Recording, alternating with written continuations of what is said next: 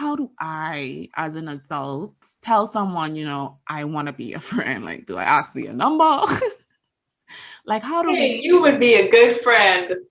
Yeah, like how do we do that? And it's like, while it's easier to talk, in a group chat about me dating this guy, or just dating in general, it's kind of weird to bring up, like, how do I make friends? Because you don't want to sound like,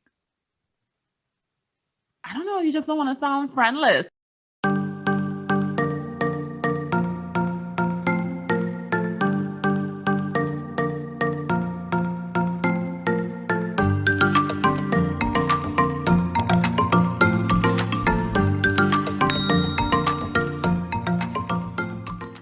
But there's good news though, Marissa. So young adulthood has been described to be what? The golden age for forming friendships. This is a time when our identity is more secure than it was in adolescence. And friendships have become a bit more complex and they're more meaningful at this stage.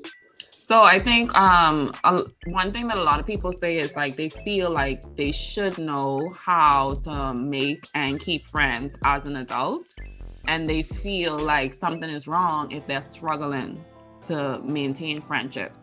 And I think when you look at adulthood in general, we feel like we have a lot of shoulds, right?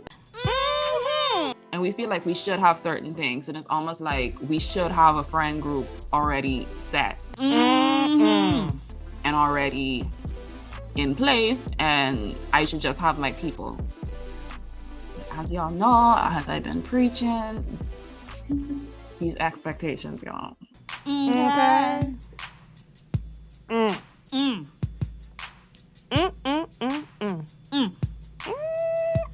These expectations. And it's like, when we hold on to these things and we hold on to these beliefs and these expectations, that's kind of where the shame comes from. Yeah. It's, I'm not fulfilling this thing and I'm a failure. Friendships require effort and time. And I think if it's one thing that we learned through this whole adulting, is that effort and time are very precious. They're not as available as we'd want them to be. So, that there are going to be times where you have a friendship and it just doesn't work out. But that doesn't necessarily mean it's a poor reflection on you. It's just a very nuanced thing. You know what I mean? And it's like, when you look at your dating attempts, or maybe your attempts at mastering a task, you don't always, like, do well on the first try.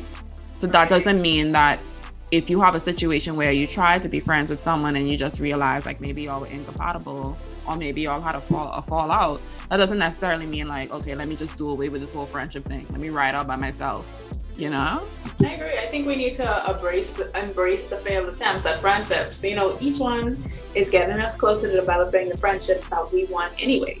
So in a way, it's a gift. Like, showing us what we don't want also shows us what we do want.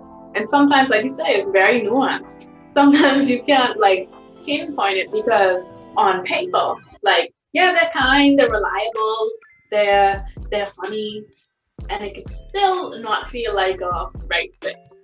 So when you're developing a friendship too, I think there's certain things you could do as well, especially if you're struggling. So